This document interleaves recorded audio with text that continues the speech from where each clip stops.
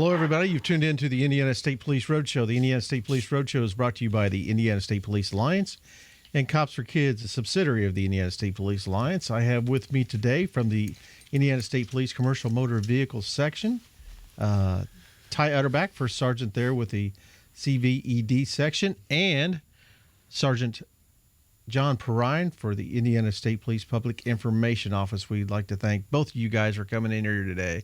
Appreciate you being here. I'm just a pretty face. Yes, you are, and all jacked up on Mountain Dew. All right, here we go. Ty. Yes. How are you doing? I'm just dandy. Peachy? Yeah, just dandy. Well, we had you in here on we're going to talk about CVED stuff that's coming down the route, but something that's apparently has already taken effect, but we want the drivers out there to know, because this is a significant change in the transportation regulations here in Indiana.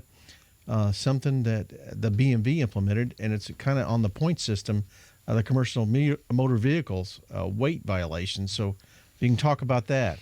Yeah. Well, first of all, this isn't going to be just exclusive to commercial motor vehicles. Any weight violation, I mean, any citizen operating a vehicle on a roadway is subject to the weight restrictions. So, okay. So you go get a load of mulch or right. some, load of sand or a little rock, or you throw, a bunch of landscape pavers into the back of your pickup truck. You technically could load your vehicle to be overweight. So okay. It's just not an area of the public transportation that we see. Yeah, that's good to know. We don't necessarily do a lot of vehicle weights, and obviously they're not pulling into scale houses, right. but there's a lot of different ways you can be overweight. It's not just simply a commercial vehicle thing. But so obviously the bigger trucks out there are the ones that we deal with the most, and heavier vehicles, and more particularly a high concentration of weight on one single axle causes significant damage to the roadways. I mean, every year we see tons of orange barrels in construction zones, and with Indiana weather and winters, right. These are the effects of, for the most part, overweight vehicles. Mm-hmm.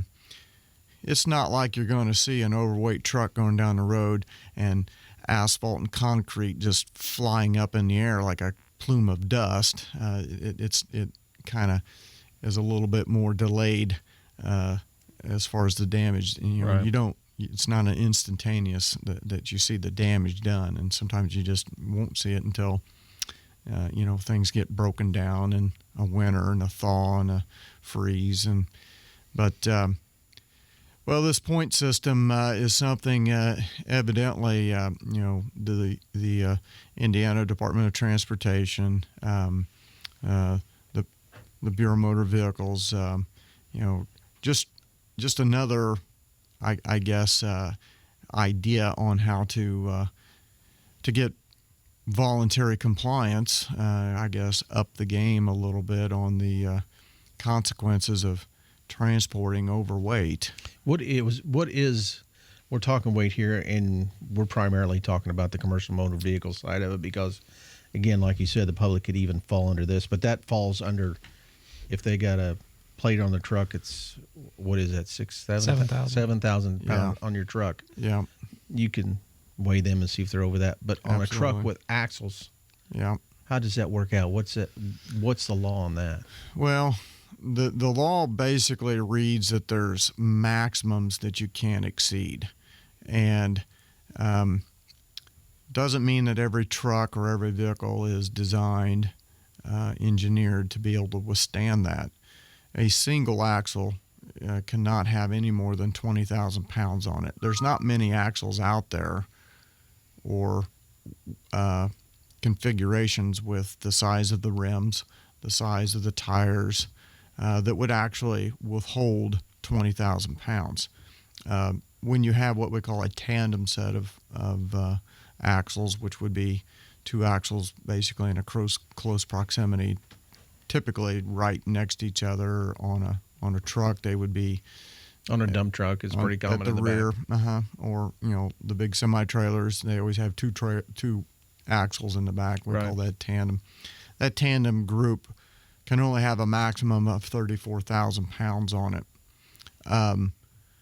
And back to even the passenger vehicles, yes, you're right. There's that registered weight, the 7,000 pounds, the minimum, truck plate. But there's actually a law in the books about having less than 800 pounds per inch of rim width. So you have to stay within that. So it would simply take, identifying the size of wheels and rims that you have on your vehicle. And if you exceed 800 pounds per inch of that rim width, that is also a violation. Is that a UTT violation, or how does that work out? Yeah, that's an Indiana state law in the in Title IX in the traffic code, and you would get a ticket just the same as you would for. So that's not the federal law; that's the state law. Yeah, this is all state law stuff. Okay. Yep. So when you guys weigh these, and you say you can, do you weigh each axle and go off that, or do you get the total weight of the truck, or how does that work out for this points thing? Yep. We anytime we weigh a vehicle, we're getting the weight per axle, and obviously a little bit of arithmetic, and we're getting the total gross weight. Okay. There's also what's known as the bridge formula or bridge law, and there's a formula in the law manual that talks about how much weight total that this vehicle can weigh, depending on the lengths between what they call the inner bridge and the outer bridge, which would be a distance between axles from the furthest front axle to the furthest rear axle, and how many axles are total in that span, and how much weight you're allowed. There's a chart in the books on that as well that kind of already has that math already figured out. Well, okay, so this law we're talking about that is already in effect, that went in effect January 1st, 2016, assesses 4 points for a permitted violation. Yeah, this was an administrative thing that really wasn't a law that the law allows for administrative Right. changes like that. So it's something that the BMV So if an individual, whether they're driving for a company or not, whether the company forced them to take this load, whether or not they didn't know how it was loaded, if they should get stopped, weighed, and issued a ticket for any of the weight violations, and upon conviction, that conviction gets forwarded to the Bureau of Motor Vehicles, and they will assess 4 points on their official BMV record for a conviction of any of those weight violations, and that's to the driver. So that's not to the company; that's to the driver itself. Yep, that's to the driver. Go ahead, John. Oh, go. So if this is when you guys are weighing these, is there any? I've never worked trucks. I don't know. Is there a leeway? Do you guys? It's actually written into state law. You mentioned the plated weight or registered weight.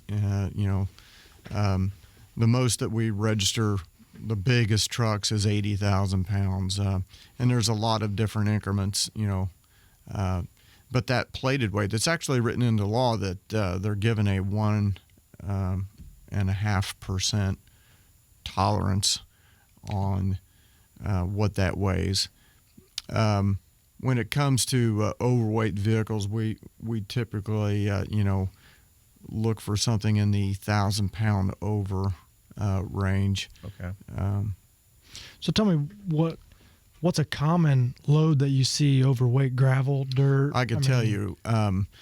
So the bridge formula, and this is something that catches a lot of guys. The bridge formula, when they introduced that, they also grandfathered in some of the old law.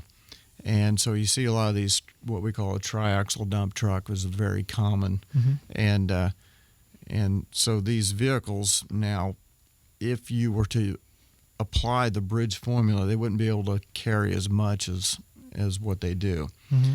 if it weren't for the grandfathering in of some of the older laws. So all they're thinking about is that maximum amount of around, the 68,000 pounds. Well, the problem is with gravel, sand, very heavy, the way it gets loaded, they try to fill them up all the way up to that maximum level. Well, there was no difference, nothing grandfathering in or exempting them from having over 34,000 on that rear set of tandems. So anytime those guys get those dump trucks filled up well above the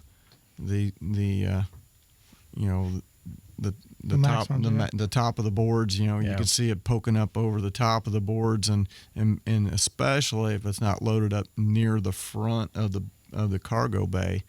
If it's more in the middle or more towards the back, so they're going to have way too much weight on that. So when you're driving down the road as a CVET enforcement personnel and this, what's something that catches your eye that you say, I want to weigh that truck? I mean, is it gravel that you can see over the tops of the boards? If it's a dump, it's when they're running on the rims and the tires are flat. Yeah. Well, you're true. I mean, just as what you would think. Something's weighed really heavy, it's going to put a burden on the tires. So you're going to see bulging tires, or it's very slow to pull away from a stop. Dump trucks, you see what that camel hump. And something that's definitely looks like it's a pretty dense material, like very large pieces of concrete. And well, while we're on that topic, I always get a little chuckle when I see the signs on the back of these dump trucks that say "Stay back 300 feet, not responsible for damage." Yeah. What is their responsibility? The best picture I had was there were two dump truck companies. There were two trucks from the exact same dump truck company, and the one was following the other, and got his windshield taken out, didn't he? And he had that sticker on the back of his truck, and I stopped them both. I said, "Hey, you realize that?"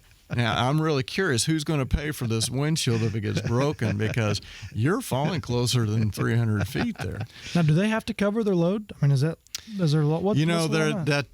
That's interesting. We get a lot of calls about, hey, this load's not tarped. This load's not tarped, and the bottom line is there's no specified thing in the law on how they protect anything falling off, blowing off the vehicle. Leaky They load. just have to do it. Yeah. And so whether it's tarping it or wrapping having sides high enough to high enough, or a lot of times with mulch they'll wet it down. Now, my experience with broken windshields, and we get several of them, is not necessarily the load itself, but it's the load that from the before that's left on the tailgate or left on the bumpers. Yeah. Those are the ones that are falling off and breaking windshields. Yeah. So what advice do you give to The only thing that a tarp's going to do, it's going to keep a very light material from being blown off of the top at highway speed. So vehicle speed creating wind is going to blow that. That's not going to blow a chunk of limestone or gravel off the top. Yes, it's a leaky tailgate or material that just didn't all the way make it into the cargo, and they didn't bother to brush it off, and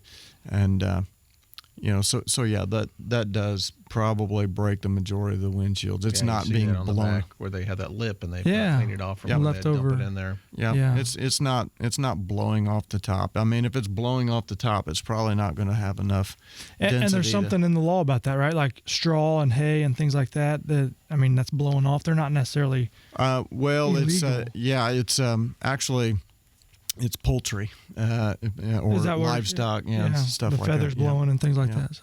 Well, guys, we've run out of time here talking, but we want to, and again, it's on the driver's responsibility now. It could be 4 points if you're not paying attention to that weight. Well, again, thanks, guys, for being in here. We appreciate it. We had First Sergeant Ty Utterback from CVED explain the new law on transportation regulations.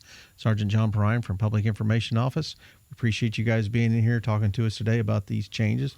Brought to you by the Indiana State Police Alliance and Cops for Kids, a subsidiary of the Indiana State Police Alliance, and we thank them for the continued support of the Indiana State Police Roadshow. We'll talk to you again next week. The Road Show is out.